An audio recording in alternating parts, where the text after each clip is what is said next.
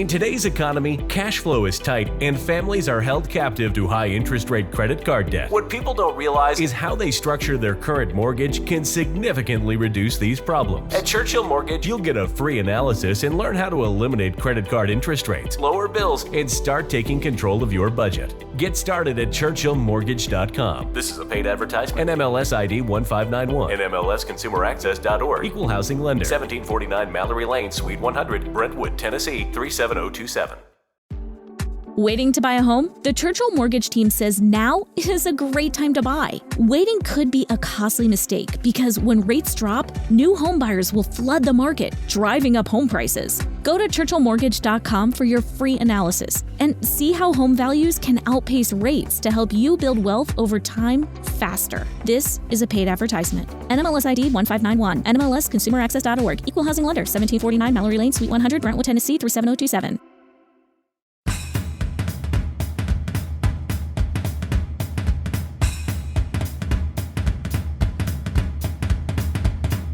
This is the Real Estate Happy Hour, and I'm your host, Chris Wright.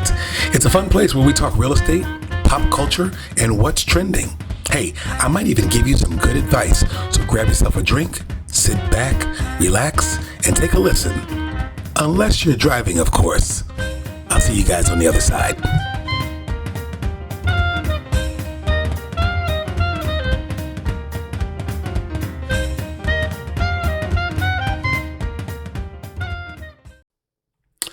What's up, ladies and gentlemen? We are back for another Real Estate Happy Hour. This is episode 2. So I really liked 1. I see that a lot of people liked episode 1. I got a lot of feedback. I got a lot of reaction, comments, and, likes on TikTok and some of the reels. So this is great. I think this is going to be a great show. If you like it, I need you to subscribe on YouTube. Make sure you mash that like button and also check me out on the podcast. Give me 5 stars and keep the comments coming. This is a very special episode. I have a special guest on this episode, Mr. Kito Delgado. He's someone who's big into coaching up and mentoring young men and women in youth sports.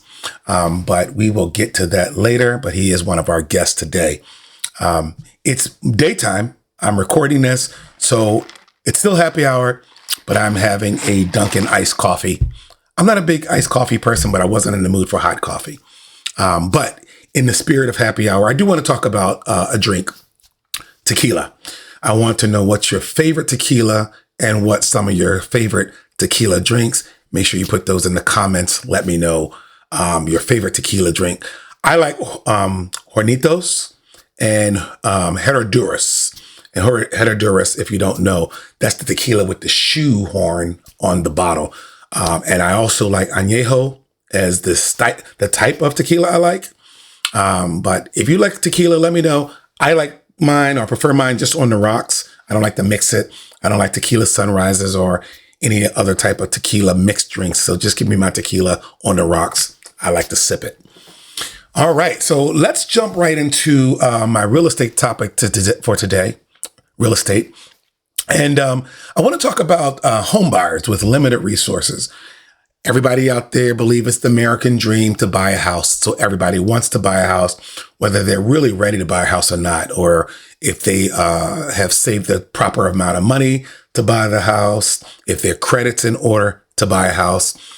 So they typically wind up getting an FHA loan with concessions, meaning they're going to borrow more money to help pay for closing costs and down payment. A lot of people will also do down payment assistance. And, it's my thinking that if you're not really financially ready to buy a house, then by all means, don't do it. But in today's seller's market, the sellers are calling the shots. There's a lot of multiple offers, and it's really, really, really difficult for people to have FHA loans or VA loans with no down payment in order to compete with those who are financially prepared to buy a house. But what I'm going to tell you is that you can still buy. You might just want to get something that's a little less desirable, something that needs updating, something a little ugly, might have bad painting inside, old kitchen, cabinets and things like that, old appliances, not the new stainless steel or, titanium appliances. Just take yourself out of that competitive market, because at the end of the day, what's real estate about? It hasn't changed. Location, location, location. So if you find an old house needs some updating in the right location, then by all means, get in that market. But let's not try and compete with the desirable houses that people with large down payments, conventional loans or cash, people who have done really well with their money and they are able to compete. Because if you're not financially or economically ready to buy a house, then you can't compete, but you can still buy a house. You just have to, back up a little bit with your criteria. And I know that's a hard pill to swallow, but you can still buy. You just have to tamper your expectations a little bit. All right. So that's kind of my tip today on real estate. I tell my customers who are in that situation, if you need concessions, if you have an FHA loan, if you don't have a lot to put down, let's look at these homes versus those homes. Okay. So just wanted to put that out there. Tip of the day. What's trending? All right. So today's trending topic is not going to be about movies or streaming, Netflix, Hulu, etc. I'm going to talk about music. So the new Drake album came out. Drake is very popular. If you don't listen to hip hop, just get through this for me. I love hip hop. I grew up as part of the hip hop generation. So I want to talk about Drake's new album. It's called For All the Dogs. So Drake is, his albums are very, very critically critiqued lately because he switches back and forth between content. And people always, I want to hear the old Drake. I want to hear the old Drake. And that's when a lot of his music was rap based, but he also sings.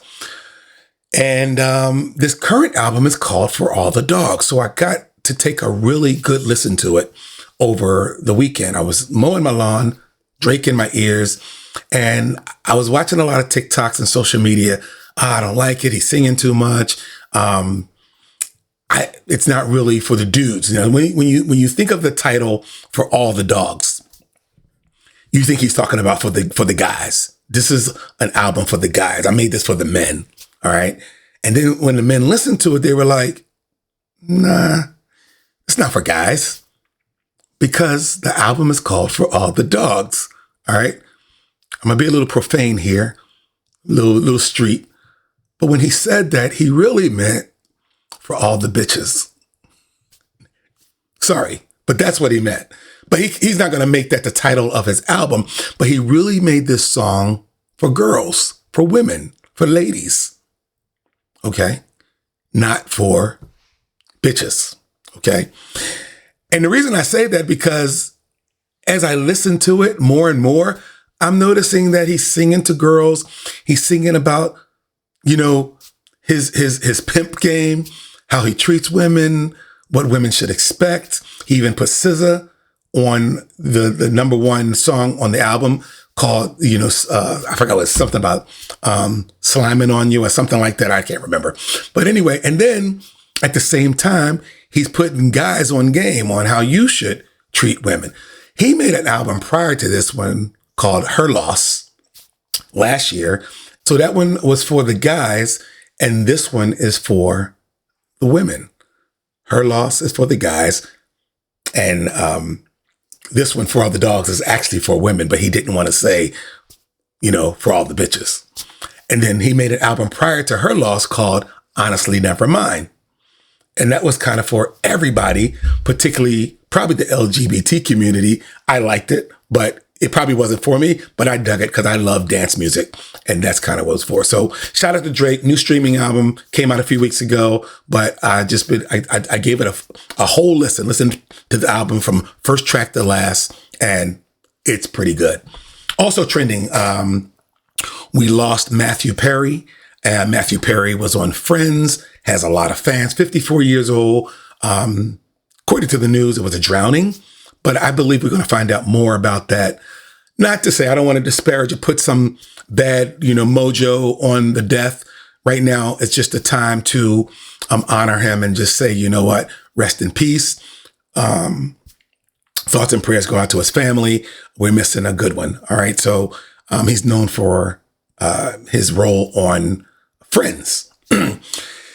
My middle daughter, 17 years old. She loves Friends. She watched all of the episodes, all caught up. And I noticed a lot of the Gen Zers are watching Friends again. We watched it in the 90s and they're watching it now. Let's see. He was also in Growing Pains, Silver Spoons, Charles in Charge, Beverly Hills 90210, Ally McBeal, The West Wing, Scrubs. So Matthew Perry has had a pretty illustrious career. So shout out to him and his family. Wish him the best. Are you a Friends or a Seinfeld fan? Usually they don't cross. People that like Friends didn't typically like Seinfeld, and vice versa. If you like Seinfeld, you didn't like Friends. I prefer Seinfeld, not a big Friends guy. So let me know in the comments if you like Friends or Seinfeld. All right. Jennifer Lawrence's movie, No Hard Feelings. That's streaming now on Netflix. I love Jennifer Lawrence, everything she's done, Hunger Games and all that stuff. And, yeah, she's my girl. I love her. But that's on Netflix now. I will give that a watch. Jamie Foxx also has a movie on Prime Video with Tommy Lee Jones called The Burial. Comedy based on a true story about this funeral director who needed a lawyer. He was being sued. So check out The Burial on Prime Video with Jamie Foxx and Tommy Lee Jones. All right. Mailbag. One question I took from the mailbag today was, should I use my VA loan or should I get an FHA or conventional? So VA loans is a benefit. I'm a veteran myself. VA loans was given to us or afforded to us for no down payment. It's a feature. It's a loan that offers no down payment. Also will pay your closing costs, and you can literally leave the closing of a new home, keys in hand, with no money down. Now, you will have to put money down for the deposit to hold the house, but typically you would get that back at closing. In fact, I got money back at closing because there was a lot of upfront fees, and I got them back at closing. So should I use a VA loan? Now, just want to let you know about the VA loan. There are a lot of fees involved, and it may cost you a little bit more to use it in your closing costs, but remember, you're financing your closing costs. So it's going to go into your house payment. So should you use your VA benefits if you don't have any money, if you haven't been able to save, 20% down or 10% down, or even 5% down or 3.5% down? If you can't put any money down or you prefer to keep your money in hand, then I highly recommend go ahead and use your benefit. You did the time in the military. They give this to you as a benefit. Why not? Let's use it. However, again, you may have higher monthly payments on your mortgage. So if you could put money down and you can get a conventional loan, using a conventional loan also will make you more competitive in a multiple offer situation. So if you can get a conventional loan and you have money to put down, you might want to forego your VA loan and use it at another time. But I don't like to tell people not to use a benefit that they earned by, serving their country. And thank you for your service. All right. So the psychology of money. I always want to talk about money in my real estate happy hours.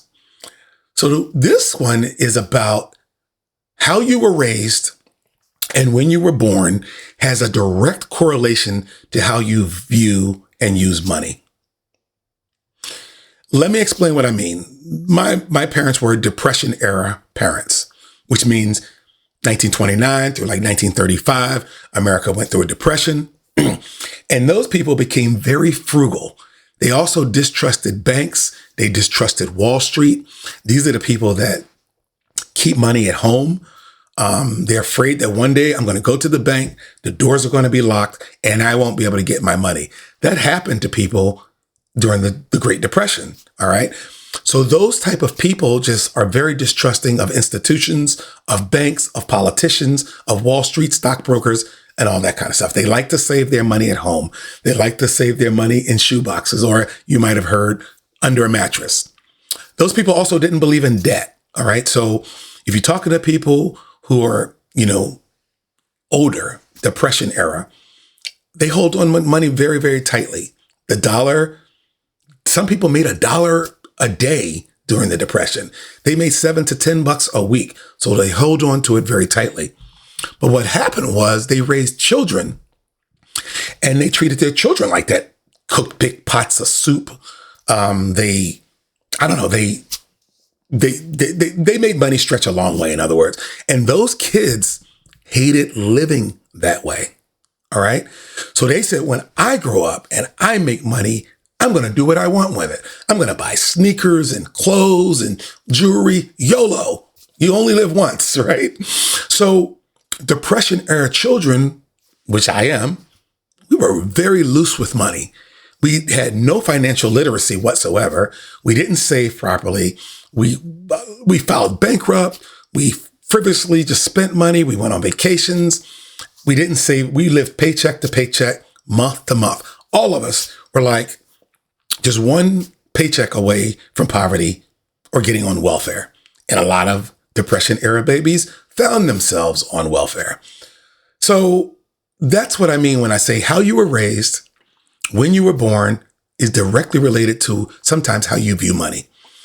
And those kids, the Depression era children and grandchildren, they were so broke. They spent money all the time. I'm reading a stat here. It says a lot of them became dependent on the lottery. All right.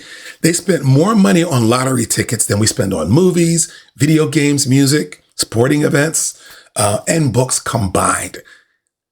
So the lottery ticket industry is a very big industry, mostly supported by poor people. I'm reading a stat from the Psychology of Money. It says the lowest income households in the United States, on average, spend $412 per year on lottery tickets, which is 4 times the amount of middle income to high income households. All right.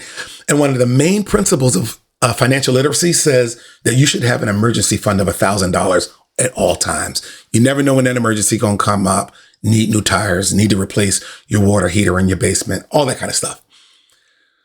Those families these Depression era babies typically didn't have the emergency fund, but they bought lottery tickets. Okay. So we just want to make sure that we are not spending our money on lottery tickets, and we do get that savings. And also, conversely speaking, if you grew up with financially responsible parents who believed in saving, believed in investing, they monitored their spending habits, they have good credit, and they talk about credit and teach their children financial literacy, those children, many of them I help today buy homes. They have large down payments. Their credits are in the high 700s, sometimes 800. They marry responsibly, which is a whole different topic.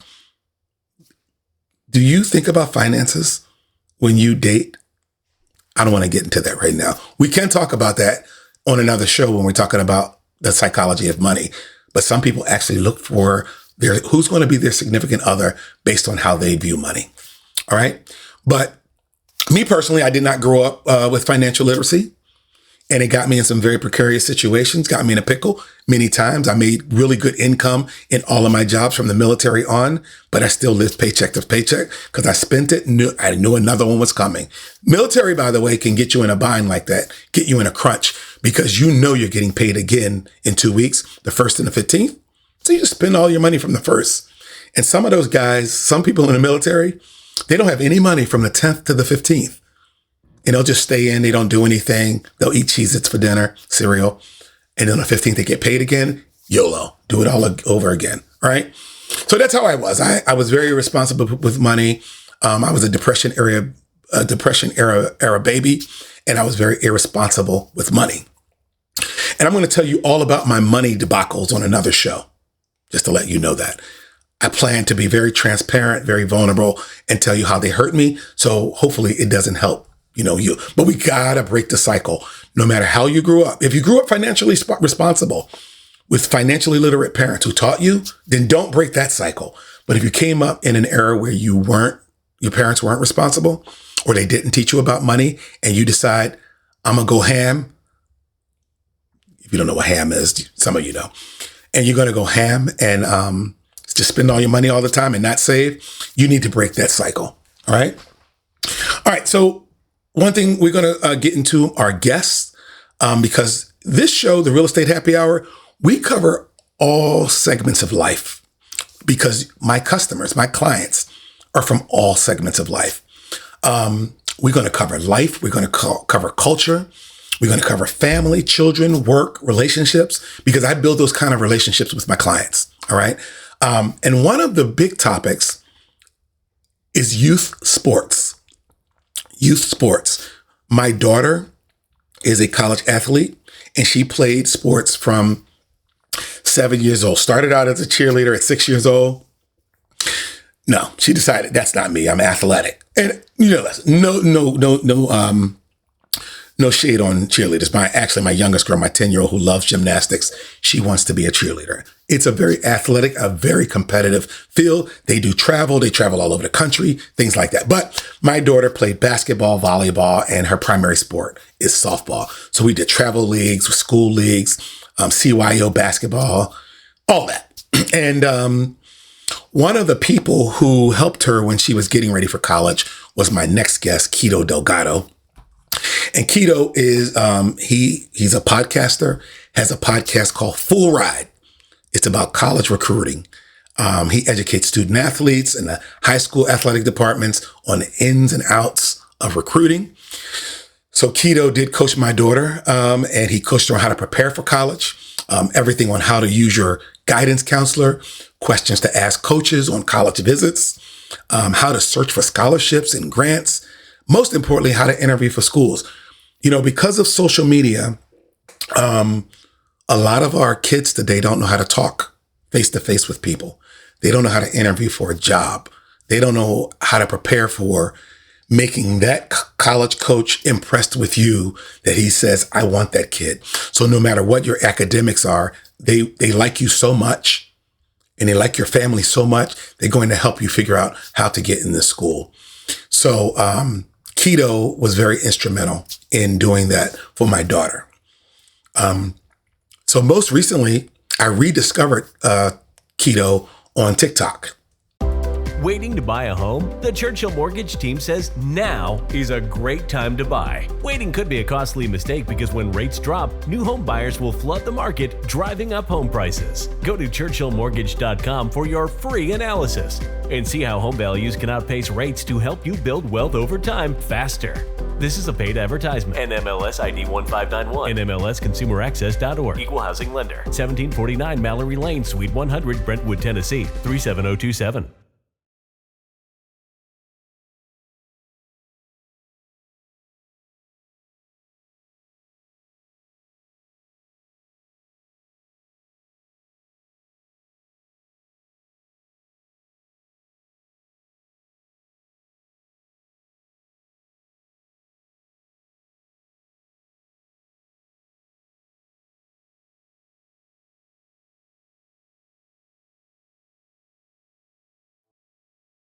At Granger, we're for the ones who specialize in saving the day and for the ones who've mastered the art of keeping business moving.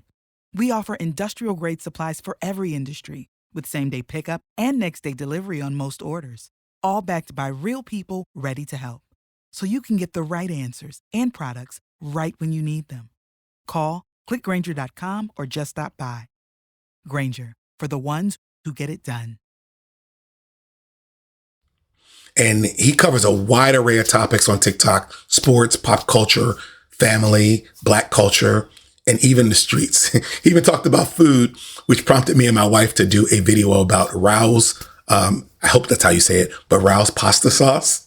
It was extremely funny. He got a lot of feedback, pushback, comments about it. So follow Kito Delgado on TikTok. He's extremely entertaining. Ladies and gentlemen, let's welcome to our show, Kito Delgado. All right, so, I already did an introduction for you. Everybody knows who you are. So let's just get right into it. So tell me a little bit about what you're doing. I know you like to stay in the athletics field, but you're also kind of a mentor and coach to people who don't even know it. So talk to me about that and how you deal with youth today. Yep. So first of all, thanks for having me, my man. Love what you're doing, and anything I can do to help you grow and your audience. I'm happy to do so. So by day, I'm a business sales manager So I do a lot of coaching, this and that work, trying to manage a sales team, do a lot of interviewing and trying to hold my team accountable. So that's during the day. But kind of in my free time, and something I'm really passionate about is definitely just college, not even college athletics. I mean, that's just one element of it. But just I like trying to be someone that can work alongside and help young athletes, Right. the youth in particular. So whether it's hopping on my podcast and doing a lot of episodes or posting content on social media, it's always driven to really try to help our young student athletes go to that next level, not just on the playing field, but just kind of in life. Yeah. And what I've noticed lately, though, is I feel like I have to also talk to parents in order to hopefully some of my messaging resonates with them, and it kind of filters down to the children. So that's kind of what I'm doing now through my podcast, through You Recruit You, in a number of different ways. Do you feel you have more of an impact doing what you do versus if you were actually in coaching? That's a great question. Like and even now people, because my daughter is 10 years old, people are always kind of like, you ever thought about coaching? And I was like, yes, but at the same time, I can't deal with the parents. That's real talk. Like that, they will ruin it for me. Just because I just see so many things. I'm not here to bash parents. We all try our best.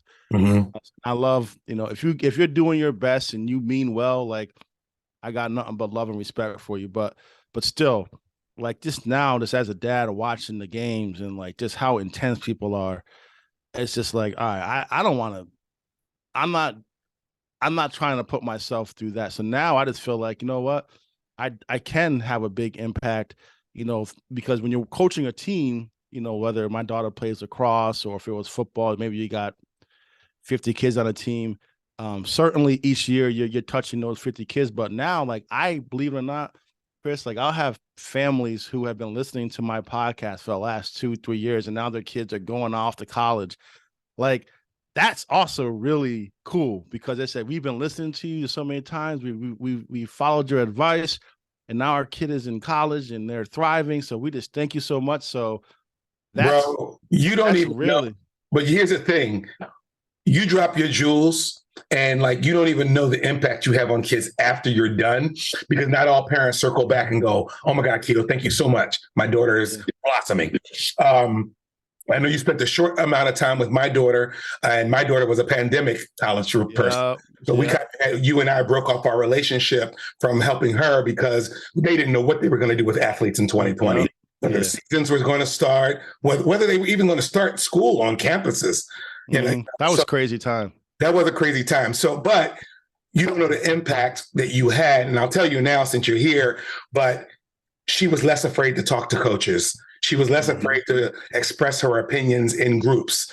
And my daughter was shy and she didn't always voice her opinion. And I think you helped her with showing her how to apply for scholarships or how to talk to counselors and coaches and what kind of questions to ask. So she was fully equipped in only a few sessions with you. Yeah. I can't imagine what would have happened if she had like a full year with you, So I appreciate that. So thank you for that. I don't know if I never got a chance to express that to you, but you did have an impact on her. So that was awesome. Appreciate that. And shout out to Haley. I loved working with Haley. She's really cool.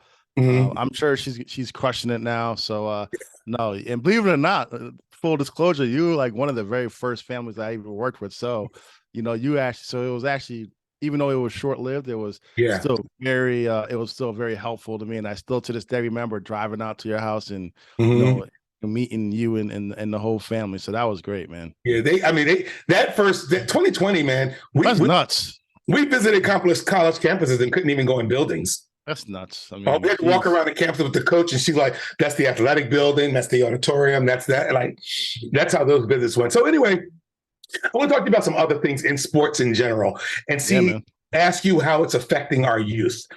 So sports news has become just all debate.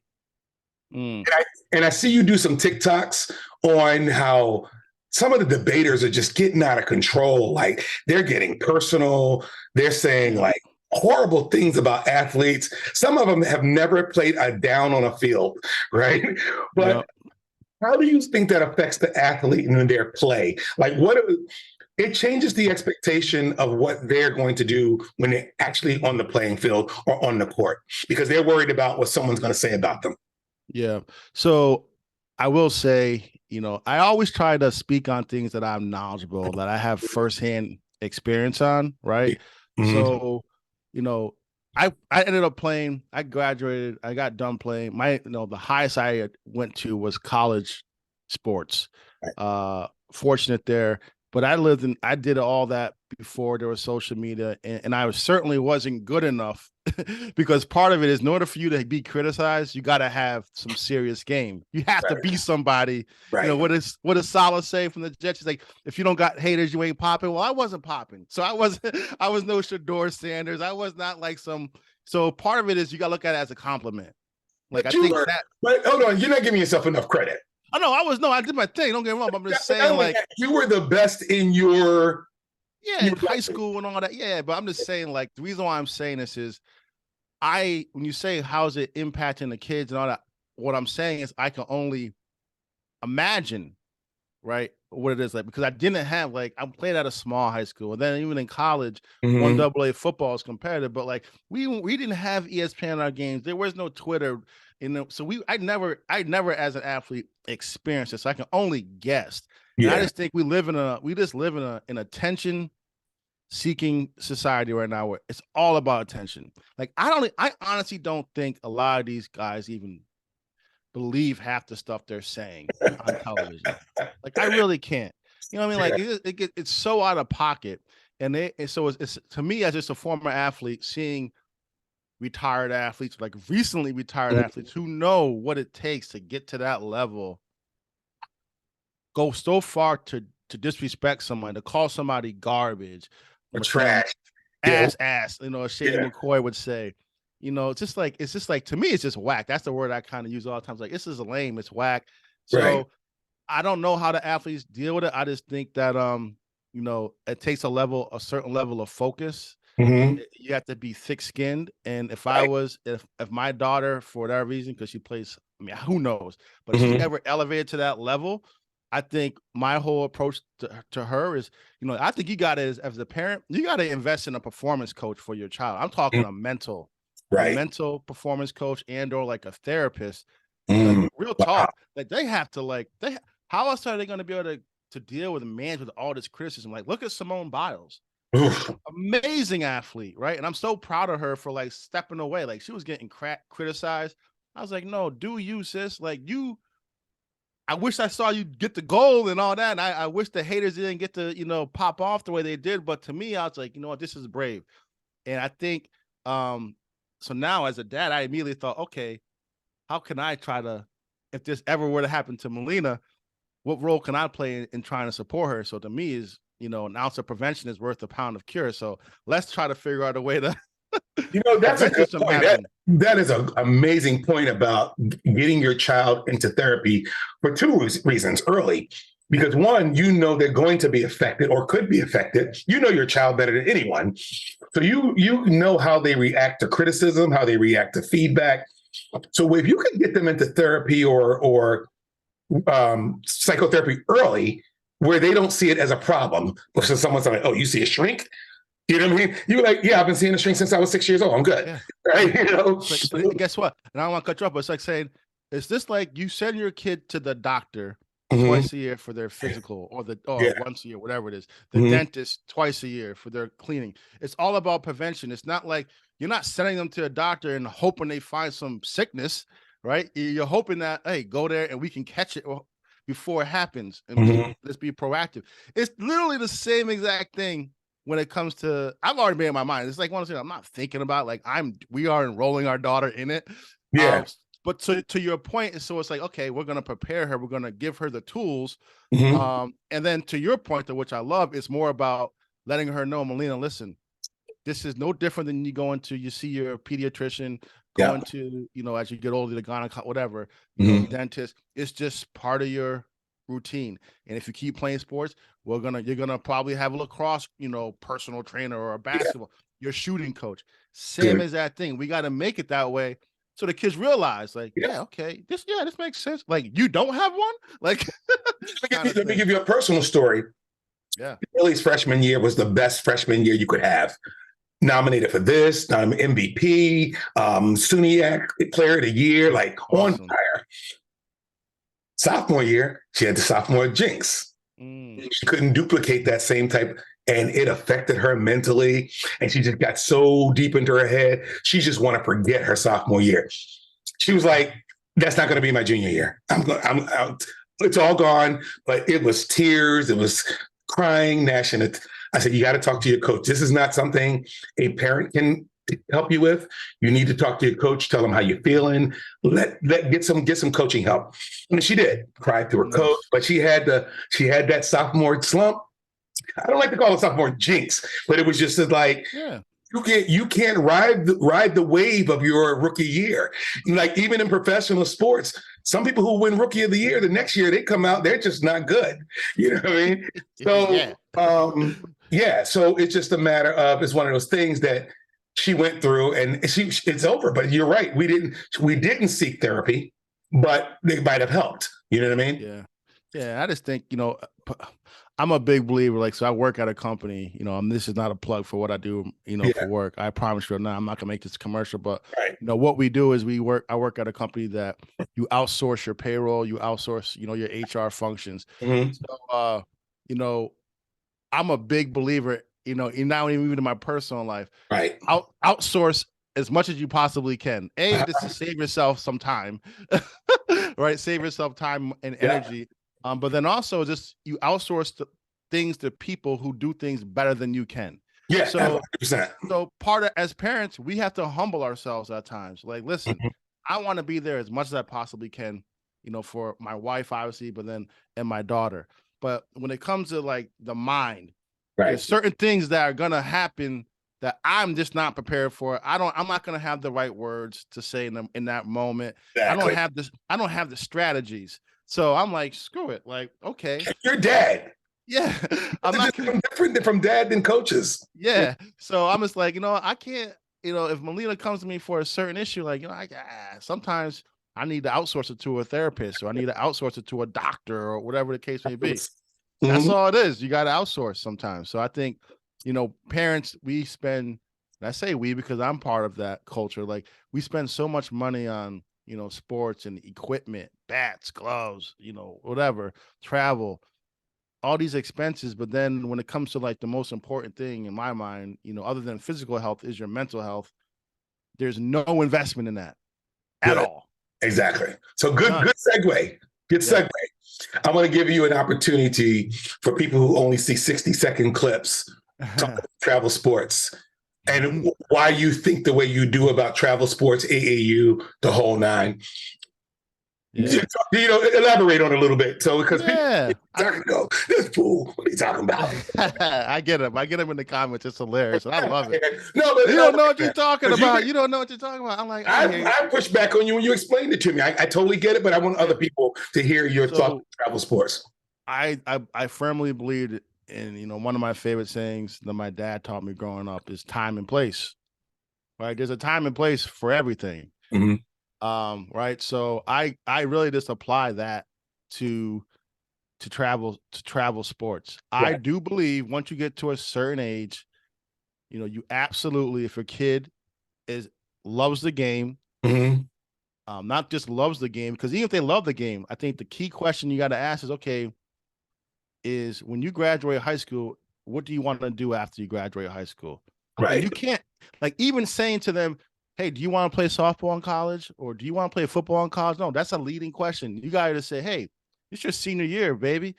Okay, so we got, a few more months, and then what's next? You graduate. What do you want to do next? Right. Or if you do that as a junior, whatever time you want to ask them, but you gotta ask them at a certain age. I always say 9th grade, 10th grade, but you ask them like, hey, when you graduate high school, what do you want to do? The kids who are really about that life, they say, oh my God. I remember my mom sat me down, and I was like, I was like, I want to play. And at the time it was basketball. Say, I want to play basketball. Oh, where do you want to go? I was like, oh, either Duke, North Carolina. I had all the schools listed. I was like, it was no doubt in my mind that I wanted to play sports in college, basketball. Now, granted, I ended up playing football. So my point is, you have to ask that open-ended question. And my opinion is, once they give you that buy-in, then it's like, okay, game on. I am enrolling you in AAU travel ball, because to me, and it's just my opinion, they play so many games in travel ball. I think people confuse game time with skill development and getting better. And it's like, it's not, you don't really get better by playing games, certainly here and there, but like it's the practice, it's the consistent practice and getting better, working on the craft. That's where the skill development comes. So to me, I just look at travel ball as a platform to showcase your abilities. And I'm sorry, in the third grade, and I'm living it, and I may get some flack now because my daughter, she plays rec lacrosse, and I don't want to sound like that dad that think, oh, my daughter's so good, but she's pretty good, right? Yeah, we know it. She's pretty solid. She's one of the better players. But there's a travel team, and a lot of her teammates are on that team, and the coaches always, hey, is Melina playing this year? I'm like, no, she's not playing that. I like my weekends. Like, I don't need her. I don't need to spend. And again, I'm not judging those who want to do it. If that's this lifestyle you want to have, God bless you and your family. But for me and my family, it's like, listen, I'm not driving 3.5 hours, right? For my 9-year-old, 10-year-old to play a lacrosse game. It's like 3 games that don't, in my opinion, don't mean a damn thing. Right. They just don't. Like, no one's gonna look back. She's not gonna look back when she's 40 or even 21, say, oh my God, that big tournament that I played in the 4th grade, like that really. So that's kind of where I stand. And I just think also, I feel like it's not the parents that I'm upset with. It's just the industry of youth sports. I just feel like they just exploit parents, our desire. And again, they exploit our desire to want to be the best possible parents. Right. So I think a lot of this stuff is being run by people who don't know a damn thing. Yeah. Right? They just like, a lot of times it's the parent living vicariously through their kid. Yeah. So it's just like, it's the money grab, it's the pressure then that kids are being put on by the players. The whole thing is ugly. And as someone who loves sports, I just hate the purity of it. And then part of it is, I went to an event the other day where I was talking to the Siena coach for basketball, and he's one of the assistants. He was like, one thing that also hurts when it comes to travel is the kids don't value the games anymore. They've lost their competitive spirit, because they literally know in a weekend they're going to play 5-6 games. They can go 1-4, 2-3, and guess what? In 5 days they're playing 6 more games. And the next day they're playing 2 more games. And I was telling my daughter this morning, I was like, yeah, that was a good point, Melly. I was like, I remember growing up. It's like, you played 1 game a week, and if you caught an L, you had to sit on that L for the whole week until your next game, right? So, let me ask you a question. So, it's almost the same when they get to college. They say, hey, are you going to play for the school or are you going to play club? I'm playing for whoever's paying. Ooh. Okay. I'm paying, because that's what I'm saying. I think that's when it's a shift. Like, so I'm all about having fun at these developmental age. So that's why I'm out rec and the local stuff. I would say for us, I'm saying 8th, 9th grade. Yeah. Travel ball. Here we come. If my daughter is still into it. And at that point though, I'm also having a very honest conversation with Melina, my daughter, saying, do you think you want to play in college? Okay. If you do, then Mommy and Daddy, we're gonna invest in you a little bit. We're gonna make some investment. We're gonna do the travel. We'll get you the personal trainer. We're gonna do whatever it takes to help you. For the ones who get it done, the most important part is the one you need now, and the best partner is the one who can deliver. That's why millions of maintenance and repair pros trust Grainger, because we have professional grade supplies for every industry, even hard to find products, and we have same day pickup and next day delivery on most orders. But most importantly, we have an unwavering commitment to help keep you up and running. Call, click Grainger.com, or just stop by. Grainger, for the ones who get it done. Breast milk science. It's a thing. And it's our thing. We're ByHeart. We're an infant formula company on a mission to get a lot closer to the most super food on the planet, breast milk. Our patented protein blend has more of the important and most abundant proteins found in breast milk. We're the first and only U.S.-made formula to use organic, grass-fed whole milk, not skim. We make our formula in our own factories in Iowa, Oregon, and Pennsylvania, using a small batch manufacturing process that works to preserve the integrity of our ingredients. We ran the largest clinical trial by a new infant formula company in 25 years, and clinically proved benefits like easier digestion, less gas, and softer poops versus a leading infant formula. We were the first infant formula company to earn the Clean Label Project Purity Award. And while we've put a lot into ByHeart, there's a long list of things you won't see on our ingredient list, like no corn syrup, no maltodextrin, no GMO ingredients, no soy, no palm oil. ByHeart, a better formula for formula. Learn more at byheart.com. Max out, your potential. We're going to help you get there and support you. And at any point in time, you say, this ain't for me, you will not hear me. You're not going to hear me say, I spent all this money. Ain't going to happen. So that's that element. But if she decides, though, she's about that life, then yeah, like we ain't playing for, this is me. Like, because I know the business, I know college and how much of yourself you do have to give. It takes up so much of your time, and then you got the balancing act. You just mentioned it with Haley, the pressure, and so there's a lot of good, right? But then there's still a lot of stuff that it's just a lot of pressure that you that you come under. There's a lot of experiences that you miss out on. So my thing is, dude, if you're gonna do it, they better show you the money. If they ain't showing you the money, yeah, go ahead. Have you watched Swagger yet? The basketball. I love that. So that brought something to me. I know that's kind of loosely based on Kevin Durant, but I've always wondered, high school versus prep school, what are the differences and why do really good basketball players seem to thrive in prep schools versus in their local public schools? Ooh, well, again, I try to speak from my own personal experience. What I can tell you is, I think prep schools are they're hyper focused. I mean, you're going there and it's almost like college, where you go there and the distractions aren't there. Usually they're like an all boys school or an all girls school, right? You're going there, so that's huge. And a lot. So good take on that. I didn't know about that. And the really really good ones, they run it it's preparatory. That's the thing. People forget that it's a preparatory school. Well, what are they prepping you for? They're prepping you for college athletics. You go to a prep school to play sports in college. You don't go to a high school to play sports in college. Right. You go to a high school to play sports in high school. There's levels, right? There's levels. Right. So if you're going to a prep school, a lot of times you're going away from your home, right? You're living away from your family. So you're locked in, and then sometimes you're going to the middle of nowhere. Yeah. Right? So it's a shift in your mentality. So I think that's probably the biggest thing. And you're just doing we'll just take basketball because we said Swagger, but you're just doing basketball and working out the whole time. Yeah, shout out to Swagger, everybody. If you don't know what that is,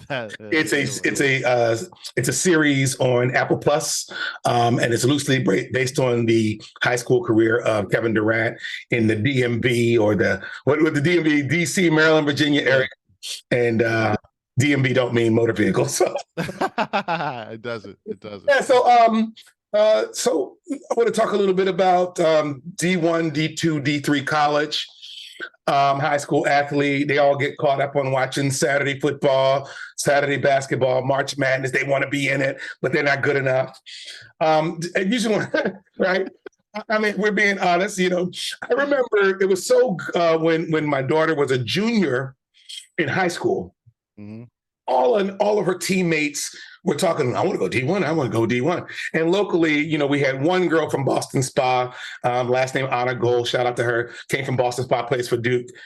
I don't know many others that went to D1 schools, and not only D1, but she went to ACC, so huge D1.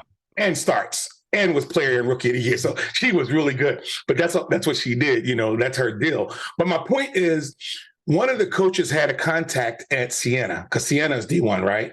Yep. We all met at a library in Saratoga, and he set all these girls down and was like, "You want to play D1 sports? Let me tell you what it entails." By the time he finished with those girls, they were like, "I don't think I want to play D1." He was like, "It's a major, major commitment, and it's 24/7, 365. Like, there's no time. And you got to pass your classes." Like, so they were like, if you just love softball, but it's not you don't know if it's going to be your life, D2 and D3 is fine. Like, just go play, have fun and play ball. And I'll be honest, I think sometimes I gotta stand up for the D2, the D3 community. I even think when people say that, I'm not saying you did this. I mean, you're just repeating the story. I actually think that's even insulting to Division II, Division III. Yeah, the facilities aren't as glamorous and the spotlight isn't as big, but people need to chill out, because these people on Division II level, let's say, they still have coaches, they still have athletic directors, they have people who are feeding their family, and the reason through this job. So the way they're judged is on wins and losses. So best believe they're putting big time pressure on these student athletes.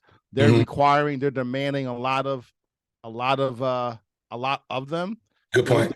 Those players at that level still have to go to practice. They still got to go to the weight room. They still got to miss classes to travel for certain games. So they put in, and oftentimes they're doing it on partial scholarships because it's not a full ride. So I just wanted to say this real quick, I mean, listen, the pressures may be greater at the Power 5 schools, but make no mistake about it. Like, even then, it's a small percentage of power. I mean, it's Power 5. Like, no knock on Siena College, but they're a good example. They're mid-major. The pressure at Siena College is not the same as Duke or South Carolina, North Carolina. But I was also thinking about the commitment. The time commitment is there. Yeah, because I was thinking about the fact that if you're a woman softball player and you play for Duke, you're also traveling to Texas. You're traveling to South Carolina. You're traveling to Georgia. So that's different than going from Oneonta to Oswego to, you know what I mean? RPI. No, you're right. Again, there's levels. Again, like I said, I know, but again, you're talking. But how many Power 5 schools are like when they say D1? Like, not every Division I program is Power 5. Like, that's what I'm saying. We got to get this notion that, like, oh my God, no, that's not across the board. like you. When you tell a high school student D1, that's where their brain goes. Yeah, and some of these I want to play for Tar Heels. They're not thinking I want to play for RPI. But the funny thing is, like, here's the deal. It's so funny. Like, like, some of these kids, like, I look at as if you have to say Division I, like, say you go on Twitter, so blessed to get an offer to get a D1 scholarship to, and then fill in the blank of the school. Like, if you have to clarify that it's Division I program, then it's not big time. Like, how often do you hear somebody say, so blessed to get a D1 offer from Alabama? Like, dude, like, everyone knows it's Alabama. They know, like, you know what I mean? So, like, a lot of these SUNY Albany. It's D1, but they don't. Yeah, now you gotta clarify. Oh, so if you make that clarification, I'm not throwing shade. I'm just keeping it real. Like people like love saying D1, but when it comes down to it, a lot of times there's not a whole lot of difference between a mid-major Division I and a powerhouse D2. Like, there's really not that big of a gap. And all I'm saying is, let's not disrespect the Division II, the Division III players who, or even JUCO or NIA players. We haven't talked about that level, because they're putting in a lot of time, making a lot of sacrifices, and I'll just wrap it up here. I'll just say, like, when you start, and this is the real rub here, when you start going on interviews, because 99% of you, no matter what level you play at, most of you aren't going pro, and eventually you're going to be going on job interviews. And I just did an interview with a young lady. We hired her. She played softball. I didn't she told me where she played. She played at SUNY. I should know. I think Oneonta, or I forget which one. It was one of the SUNY schools. But, like, when she told me it, she's like, yeah, I was, all conference player. my mind didn't go to, oh, so is that D2 or D3 or D1? Right. Like I didn't. Right. I was just like, I was just impressed. Like, wow, okay, you were an all-conference, all-American student, scholar, athlete, in 100%. and that's all your eventual hiring managers in that's all they're gonna look at. Mm-hmm. Like, just don't trip over that stuff. Like, that's all I'm saying. Like, we almost run out of time, but I want you to talk about academics and how important that is. oh my God. Academics ultimately going to open up more doors for now. I see people, and this is the thing about TikTok. You can't, you have 60 seconds and whatever. You gotta be quick with your opinion. Yeah. But if I say something like, academics will open up more doors than athletics, people will automatically they'll point to the very select few of amazing athletes. Like, and I'm not saying he's dumb or anything by any stretch, but like, let's just using a Wembyana as an example. Mm-hmm. That dude could have got straight Fs in high school. Didn't matter. He would have found his way to being the first overall pick. But from saying they're used like the exception to the rule to try to go against my point. So when I'm saying the academics will open up more doors than your athletic ability 9 times out of 10, I'm talking to the everyday high school athlete, or student. So what I mean by that is, again, like, the door, if you don't have good grades, especially now with the transfer portal being the way it is, college coaches aren't even going to message you. If you can't hack it in high school, and let's be real, people, like, I know some schools, they want to try to, we're so prestigious and our kids are in honor classes. Half the battle in high school is showing up for class, handing in your homework, give a little effort. You should be able to get an 80, 78, 80 at minimum. Let's be real. Can we be real, Chris, with these kids? Like, let's stop acting like, I know you have work, is you got to put it, but like, let's stop acting like you're performing brain surgery, for homework assignments. Marshawn Lynch. Did you see the Marshawn Lynch interview with Shaq? And he had like 3-0. Yeah, he was a beast. What I listen to those interviews all the time. What resonated with me was he said, basically, he didn't say these words, I'm paraphrasing. I thought I was dumb until I applied myself. He goes, then when I applied myself, he was like, oh, I'm pretty good at this academic stuff. Application is just, all you gotta do is apply pressure. Like, that's it. Like, just show up. Like, do the not even bare minimum, just do the basic. You show up to class with a notebook. They give you a homework assignment at night. Do the homework, hand it in. Be respectful to your teachers. My wife's a teacher. They don't want to. Trust me, teachers do not want to give you D's. Yeah. They don't want to get. Now they do have favorites. Don't let them tell you they don't have favorites. But guess what? Coaches have favorites. Of course, 100%. Kids that show up to practice prepared, that study the playbook, that work out, that are coachable. It's no different in the classroom. Teachers have favorites too. But all I was gonna just wrap up the point about the grades. I just feel like if you do well in school, you have good grades, then what happens is, through the recruiting process, coaches, yes, what captures their attention is your ability, 100%. But the moment they ask for your transcript and they see, damn, we're not going to be able to get him or her in, they're going to move on. So that's why I'm just saying, like, the academics will open, athletics will open the door.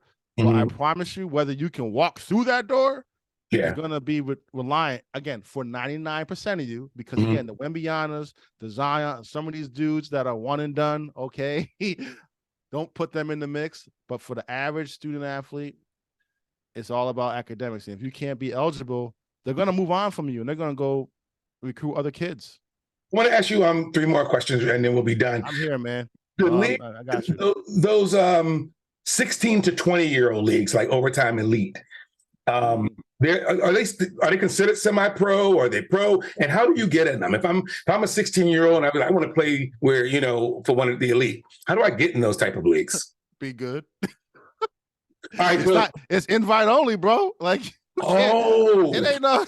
It can't be like because you don't have any walk-ons. You can't walk on, bro. That's why I asked you, because I want to try how that works. They're paying you.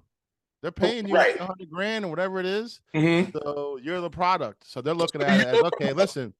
Do you go from elite to like semi-pro to like, how's that work? Tell me that program. I mean, now I gotta be honest. Like, I'm not into it like that. Yeah. I just know because of like the I think they played in overtime. The two twin boys. The two oh yeah, the two. Yeah, I know. But I think the two twins. Yeah. I forget their names, but I remember who you're talking about. I saw that's when I saw they get drafted. I didn't really know who they were. That was kind of my first time really like looking into it. Yeah. All I'm saying is like, so prep school, you're still in school and all that stuff. With overtime, and they're not paying you. I think in some cases you may be paying them to go to the school. With so like overtime, a lot of those cats, let's say they went to Oak Hill Academy. So you graduate Oak Hill Academy, or can you play for the elite the same time as Oak Hill? It basically it's all it is. It's honestly, it's just a 1 year gap. Okay. This league does not exist if the NBA did not require. I mean, this is my opinion. I could be wrong. Good point. But if the NBA allowed kids to go straight from high school to the league, I don't think there would be a space, a need for overtime elite. But you also got like the G League. So you just have all this is just it's an option for kids to fill time for that year. That's just and get paid. Well, I brought that up because I want young men, women out there, men and women out there who are listening to this. You have options. It's not old school. When I was growing up, it was high school, college, NBA, and if you didn't do any one of those three, you just went out and did something stupid, right? I didn't have any options. Remember, I didn't have any options. There's tons of options out there. Now it's lots of options. Although I think though, I mean, even with overtime, I just feel like that's more so. I mean, I could be wrong. Like I said, I don't want to. I haven't done, but I think that's more of like, it's like a 2 year at the most program. It's designed for those elite players. Mm-hmm. Clearly, everyone knows. Okay, as long as you stay healthy, you keep your nose clean. Within a year or two, you're going to be a first round, NBA pick. So just because, like, if you go to one of our local schools and maybe you are an all-conference player, and yeah, you're pretty good. You just can't reach out to overtime and say, "Hey, I want to play." It's like I feel like it's invite only. I think, and it's like it's for like the best of the cream of the crop. That's right. All. What do you see as today's? We're talking about this era. What is the biggest problem or challenges we're facing with youth athletes today? Oh my God. I mean, we kind of touched on it earlier. I think actually travel sports is the demise of a lot of these young youth athletes. Mm-hmm. Across the board in all sports, because I don't know if football even have travel today. Where do football players go to play if they don't play? I think they got the youth. I think they got the. I mean, it's not as bad in football, but it's still a money grab with the flag football. Some of the flag football. The 7-on-7. Kids are running around in booty shorts and a little helmet.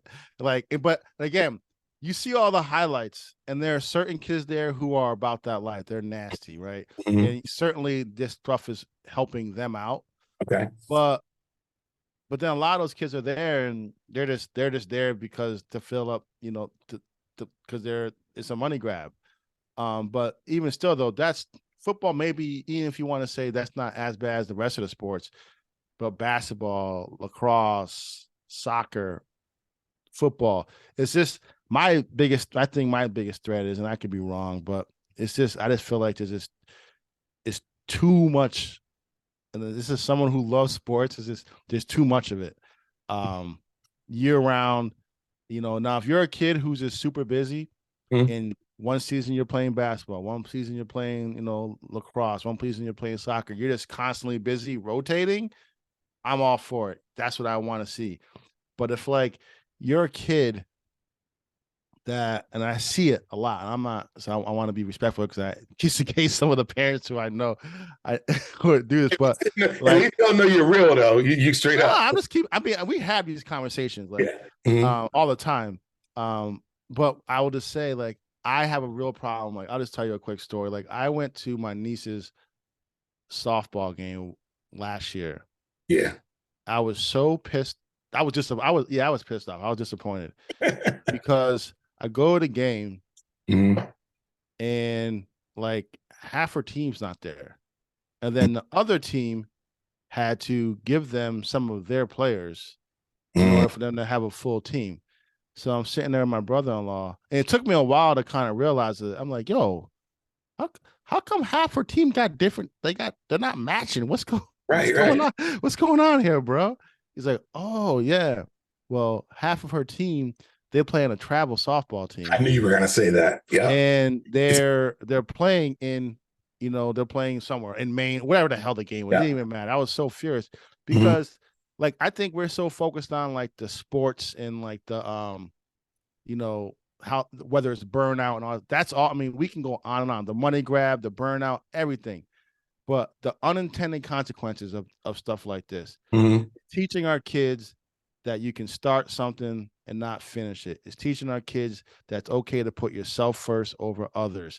It's teaching them that you don't have to commit to a damn thing.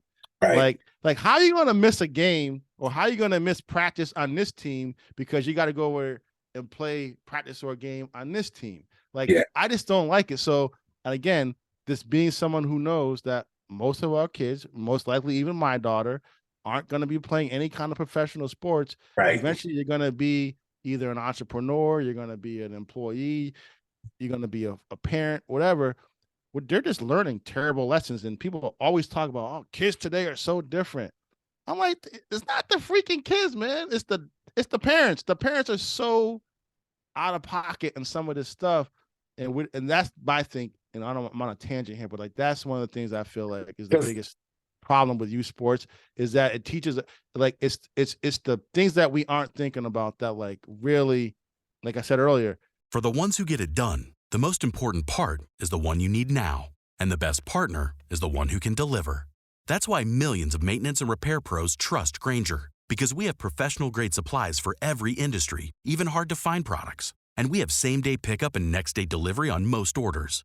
But most importantly, we have an unwavering commitment to help keep you up and running. Call, click Grainger.com, or just stop by.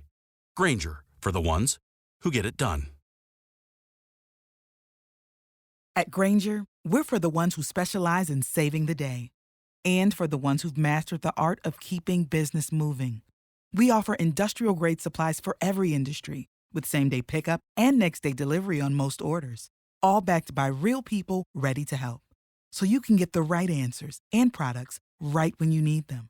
Call, click Grainger.com, or just stop by. Grainger, for the ones who get it done. Kids don't care. Like wins and losses don't matter. Like what are we talking about? No one cares about that. Like it's just crazy to me that I think that we think it's okay. Like, and then you got some of the kids like they literally have basketball practice. The practice gets out at 7:30, but then like they're in the parking lot changing to go to another practice for another sport. It's not even that sports season. Yeah. So I had a coworker who was at practices till 10 p.m. Going from one high school practice and then had to go to the other practice for the travel team and literally out sitting on bleachers like this, damn near falling asleep because her kid had to play until so when you take 10 p.m. So for me it's like when do you make time for like just the little things like you know. So that's kind of like because he's going to play for Duke, and this is the only way he gets to Duke. I hope I'm rooting for him. Like, I'm not rooting against him. I hope he can do it. You know what I mean? Like I'm rooting for you, brother. But it's just like, damn. So two more. Kid's athletic, 2-3 sport player. Should he get serious about one and when? I mean, I'll never listen. I have my opinions, but like ultimately, that's what I want to hear. But what I'm saying is like I don't want to make it come off as though like because it works for some people, like but I think again, I think we live in I think people love to hang on to the exceptions and not follow the norm. Like they always want to like hang their hat on. Well, he did it. It worked for them, so it's going to work for me. But it's like, did it? Bo Jackson did it. So yeah, like LeBron James. They're like, bro, you ain't LeBron. Your kid's not LeBron. Like, focus on like I am a I am like in general, I'm an emotional person. Like I watch a movie and I see a scene with a father-daughter, something like I'm like I admit that I'm sensitive, I'm emotional, but when it comes to like certain things, like I'm data driven. Like, and I eliminate the emotions. So to me, without knowing this kid personally or all the details, if he's like, say, 9th grade, 10th grade, and he's or she is like really gifted in basketball, in baseball, and in football, or whatever, put in the 3 sports from the 3 different seasons. Yep. I'm saying keep playing those sports all the way to your senior year. Because it's not even just about focus. It's because if you're about that life, if you're like that, the sport that you're good at, you're gonna get discovered and you're gonna be fine. But then along the way, all these other sports that you're playing are gonna help you in some capacity elevate in that one primary sport. Not to mention, which I think people forget, it's freaking fun playing multiple sports. It's like that. Can we just not to be corny or anything, but like, can we like get back to like that part of it? Like, right. Realizing again, because we keep talking about going pro. Let's just talk about all the kids who don't play beyond high school. So now you're gonna put your eggs in one freaking sport basket? Nah, man. Like, play with your homies in this sport. Go over here in this sport. Have different experiences. Maybe one team's gonna be really good. That's gonna be an awesome experience. But this team, y'all gonna get your ass kicked. But you guys are gonna learn a lot of lessons. Like, I don't understand like why we get away from like we're getting away from like what sports is supposed to be about, which is about the experiences, the lessons, the highs, the lows, the grit, like overcoming adversity. So to me, it's like spread a wide net. Now, at the same time, certain kids, there are the certain sports like a gymnastics, tennis, golf, where it's like, dude, you really have to just kind of hone in on that. Cool. But then again, it's focus on the norm, not the exception. I think that's what a lot of parents are doing. They all think their kid is the next Simone Biles or the next LeBron James, or it's like, I don't want to burst the bubble, like, because I am an optimistic person. Like, I'm not a hater. Like, I am a cheerleader. Like, if a kid, I get to give you that you are. If a kid comes up to me, I don't care. I mean, if you always root for the underdog. If I do, but not even that. But like, if I like, I'll always like on the way after a game, one of my daughter's games, as the kids are coming off, not just our team, if a kid from another team is coming off the field, I say, great game. You looked awesome out there. Stick with it. Like, I just want to encourage these kids as much as possible, because I know that the most likely when they get in their car, mom or dad's going to tell them what they did wrong. Yeah. So I want to be at least someone and say, hey, let me tell this kid that, hey, you did your thing. Even if they didn't really do their thing, I'm going to say, hey, you did your thing. Keep doing it. Keep doing that. And then lastly, I'll just say, because it's happened to me, I will never be that person that does this to a student. Even though I know the numbers and all that stuff, I never want to diminish their goals. So as an example, when I was in college, I was going into my senior year, and one of my dear friends, to this day, he's like a big mentor, a big bro to me, but I just wish he didn't do this to me. But he was like, so when you graduate, what's next? I was like, I want to go to league. I want to play in the NFL. And like, he's just someone to this day I just strongly admire and look up to. But he was like, okay, that's cool. But what's your plan B if that doesn't work out? And it's a sensible question to ask somebody. But I was just like, oh, I haven't thought about no damn plan B. How old were you when you asked me that question? How old were you? I was a junior in college. Okay. So if I had said, well, yeah, I want to go ahead, I want to be a doctor, I guarantee he wouldn't have said, what's your plan B? He would say, okay, cool. What schools are you thinking about going to next year? Right? So if a kid says to me, if I ever see a kid and I say, hey, what do you want to do? Oh, I want to go to the league. I'm like, that's dope. It's going to take some work, right? Okay, you about that life? Like, I'm gonna say, I love that. Now, how we gonna do it? Ain't no plan B. I think most youth athletes are discouraged by so many people. Yes. You're not going to make the league. It won't be me. It ain't going to be me, brother. One in a billion chance to make the league. Yeah. Shut up. Yes. That's what I'm saying. Like, shut up. So they don't even think about or they're afraid to say it. That's what I'm They're saying. afraid Like, to say, I'm going to the league. So, yeah, those dreams are squelched a long time ago. don't do that to these kids. Like, don't put your limitations on them. Again, I know deep down you probably ain't gonna do that, but I promise you, you're not gonna be looking up saying, "Damn, man, like the one person, like I can't, like I don't want to be that wet blanket to any child's dream. Like I want to say, okay, let's do it. How are you gonna do it? This has got okay. Let's fill out that. I'm not gonna. You gotta be realistic. You gotta have a plan B. You know, like they know what is the the odds, and who cares? Like let them do it. Let them try. So before we go, I want to talk about image. All right. NIL. You talking no, not NIL. That's a whole. I didn't know. I didn't know. Well, we were talking about sports, so we're talking. I want to talk about image in general. Like there's keeping it real. Yeah. Then people need to be coached up on their image. Like currently in the news is Ja Morant. But there's also Ja Morant didn't happen in a vacuum.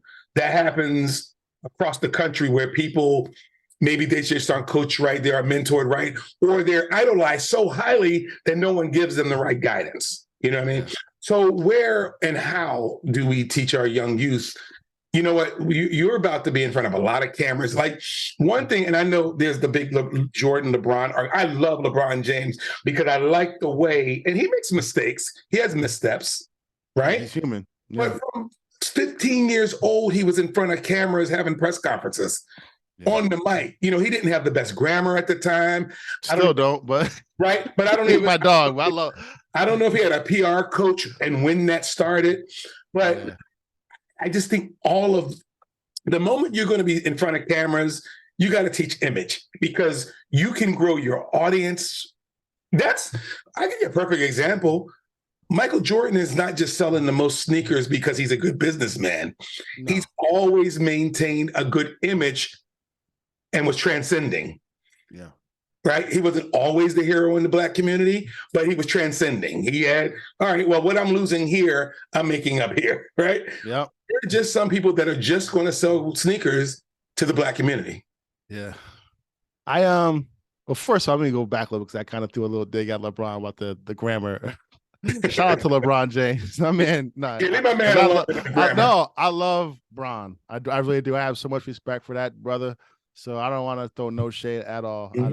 But so now that I clear that up, you know what? Like, I'm not saying I giving this a ton of thought, but I think ultimately when it comes to image, like I think authenticity is what matters most nowadays. Ooh, because authentic though. I think, I mean, listen, I think, like anything in life, ability and the value you deliver to other people, often, at least initially, gives you the ability to be a certain level of authenticity. Give you an example. Charles Barkley could not get away. Almost no one can get away with what Charles Barkley is able to get away with, right? That's an example. Like even Marshawn Lynch, like in the league, he played a long time in the league, and but he was a beast. Now, if he was a bum running back, they would have cut him. He went and they would say, "You're out the league." So like Coach Prime now, even like. He has all that swag, but he was an elite. I mean, he's always been the best of the best of the best charisma, and he's making a lot of people a lot of money. So, like, I guess when it comes, I mean, there's your image for certain, but then, like, I guess I'm gonna even because most people, let's be honest, like, I mean, yes, you have an image you gotta hold, but like, you're not really a brand. Like, like, let's be real, you're not a brand because again, there's levels to this stuff, right? So. Certainly you can aspire to become a brand and all that, but for the most part, you're not a brand. You just want to make sure that you leave people feeling good and thinking highly of you. So you really don't got to think, or whoever, the average, the everyday person doesn't think about that. But yeah, if you're thinking about like, so I bring it down all the way to like bringing this back full circle to the athletes out there. I told you before, my 9-to-5 job, so at that job, we are a huge sponsor of Siena basketball. Huge sponsor. So I had the opportunity of the night. 677 Prime. For those of you who don't know, it's a fancy restaurant here in Albany. It's like a steakhouse, but then it's like just this private room. And I'm not saying this to brag. I'm just trying to paint a picture for you. So they had a little sponsor. Thank the sponsors. Little get together where it's an open bar. They had all this great spread out. And then there's like a dog and pony show, right? And I'm only there because our CEO is the one who sponsors the program. But the head coach was there, and they brought a couple of the players, from the men's team, from the women's team. So I say all this to say is, of course, me, I'm going up to, there's like 3 of the brothers there, and they're all black players. I'm saying they're brothers. So there are 3 of them there, and I'm talking to each one of them one at a time. And then one of them goes to shake my hand when he's at the end of our conversation. And his handshake was so weak, big old dude. Handshake was flimsy, like a dead fish. I was like, brother, hold up. Nah, man. You in this room, you got all these sponsors, people with, influence, money who are supporting you. We got to work on this, man. You got that's again. So that's the image, on a very micro level. Yeah. Firm handshake, look people in the eye. Yes, sir. No, ma'am. Yes, ma'am. That's what. Speak up. You're speak up.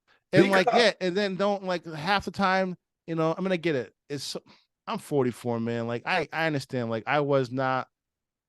didn't have all this when at this age, but that's why I'm so passionate about trying to this here and there. I don't need to have a huge platform like this. Just give them little doses. So I'll talk to them listen, man, I'm so proud of you. I want you to do your thing. Take full advantage of this NIL money you guys are getting. If whatever you're getting, take full advantage of it. Do your thing. But don't forget to just network outside the locker room. Yeah. So you sitting here, I'm walking around. I notice the players. Guess who they're sitting with at the table? Other players. Each other. I'm like, we talk. You know how much money is in this room right now? You know how much people, God forbid you decide to stay in the capital region when you graduate. You are talking this. There's some big dogs here. I mean, people who cut 50 grand, 100 grand to the program every year. Your value, at least in this community as it is, and this is, I hope you go on and graduate and do huge things. But as far as the people in this room, your value to them is going to be at its peak during your eligibility. The moment that eligibility, and they're going to remember your image too. What you did. The moment that eligibility runs out, they're probably going to do a damn thing for you. So you got to take advantage of it while you have this platform. 100%. I'm dude, get up, work the room, shake these guys' hand and ladies' hands. Hey, I'm so nice to meet you. I'm from here, blah blah. And then let them lead the conversation. Yeah. And then take their name down. And if you really want to go the extra mile, write them a little thank you note the next day. Follow them on LinkedIn, connect with them, say, and now all of a sudden you start building up your network and then maybe you want to work for them or maybe you have your own business, you want to invest. It could be anything. Yeah. And they're going to remember that. They're going to say, oh, he or she, they were a heck of a basketball player. But you know what? I remember when they were a sophomore, he came up to me. He introduced himself. I was so impressed by him. That's what they're going to remember. And that's what I mean by 100%. the image. That's the image that these young athletes, and we can apply this in anything, not just we're talking sports, but for all my young people out there listening to this, I think you gotta be as focused on building your network as you are as building up your game, because your network's going to take you probably farther than your game is. The game, again, it opens up the door. You're in that room because of your ability. Good for you. God bless you. But now, max out your ability. Open the door for you. Get those connections. Yeah. So, yeah. Well, I don't want another tangent there. I'll end with asking you, tell us how we can find you, how we can reach you. Tell us when the Full Ride podcast going to be popping. Yeah. So the last episode was July, I think, right? Hey, no, man, it was today. So okay, let's go. No. This is why I say this, because and you recruit you too if you want to talk about that. Yeah. But we'll just stick to the podcast for now, and I'll just say this: I really do appreciate you, because it is my passion, right? I can talk like this all night long Me about too. this. It's not about me. It's about this. I want to, give back. And if there's one kid or one parent even that's impacted by this, like, then great. Hour and a half, well spent. Otherwise, I'd just be watching television anyway, probably. So I love doing this. But when it comes to podcasting and like when it comes to posting, and building up, like, You Recruit You, which is my college recruiting coaching stuff, like, and being a father, being a husband, having a full-time job, and like just all and cooking. Yeah, I cook, cooking. I do cook. I do my thing. I cook dinner. I go grocery. I'm, just like you. I mean, I'm not saying I'm special. I'm just saying, like, the days of just going to work, coming home, and wifey does everything. Oh, yeah. I don't know how it is in your house, but in my house, like, nah, you cooking too. You going grocery shopping too. You doing these dishes. I just dropped before we got on this interview.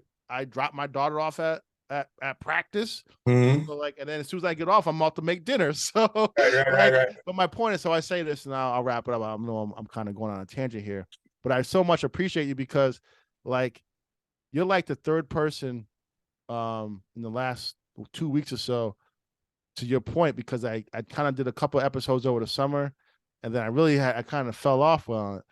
And I've had people say, "Are you still doing Full Ride?" And you were one of them. Like, he's like, "You got to keep," and then like you said something. My dad said, "Hey, you got to bring that back." And I see something in that. You just got to be consistent with it. Because I mean, I do have. If I can add, just because I'm always doing media, Full Ride doesn't have to be long and engrossing episodes. You could have 15 minutes of jewels and drop it. Yeah. That's today's episode of Full Ride. It was short, but you might have dropped the gem. But I can do that. But then it's just about, I mean, I'm making excuses, but then it's like, I try to do cause I look at it, my dad always told me, if you're going to do it, do it right. Or anything worth doing, worth doing. So then it's like editing it. Then you got to upload it to Lisbon. Oh, I know. Trust me. That's what I'm saying. You know it. So, but my point is, I made a commitment. I said it. So you asked me when the last episode. It's actually today because I knew it. I was like, you know what? I'm going on this interview with Chris tomorrow. So I said this last night to myself. I know I'm going on this interview tomorrow, and I need to make sure that I have a new episode. And damn it, I'm going to have a new episode at least once a week, for the rest of 2023. So check it out. It's called, I'm the host of the Full Ride College Recruiting Podcast, the Full Ride College Recruiting Podcast. You can listen to it on Apple, Spotify, every day. Very easily on Apple Podcast. Very easy. So you can listen to it there. And this week's episode, and you got to go check it out. We're not going to get into it, but I talk about having competitive stamina. So competitive stamina. Yeah, I got that. I got what it's about. I just say I got that line from so I told you we're huge Sienna sponsors at our company, and we were fortunate that Coach Carm came. He's a coach for the basketball team, but he came and talked to us, and he just brought up how we got to raise our kids to have competitive stamina. So if you want to know what that means, go check out Full Ride. I have an Instagram page. I have my personal page, but really, if you want to learn more about college recruiting and stuff, it's at You Recruit You. So that's at You, the letter U, the word recruit, and then you. And then on TikTok, which I'm kind of into, I love TikTok. Love it. I love your TikTok comment. I'm Coach Kito, so that's Coach Kito. But my man, this has been really fun. I'll do it anytime. Like I said, I really appreciate you, man. Just thinking enough of me to say, hey, you know what? I want you on my platform. Yeah. So thank you for sharing your platform, your space with me, and hopefully I was able to add a little bit of value. Absolutely, 100%. I'll share it. You guys got it. Follow him on TikTok, Instagram, everywhere, and watch and listen to the Full Ride in your car when you're going to work. Good commuting stuff. All right, man. Thanks a lot. I'll holler at you. All right. Appreciate you, my man. Peace out. I'm gonna go. Later. For the ones who get it done, the most important part is the one you need now, and the best partner is the one who can deliver. That's why millions of maintenance and repair pros trust Grainger, because we have professional-grade supplies for every industry, even hard-to-find products. And we have same-day pickup and next-day delivery on most orders. But most importantly, we have an unwavering commitment to help keep you up and running. Call, click Grainger.com, or just stop by. Grainger, for the ones who get it done.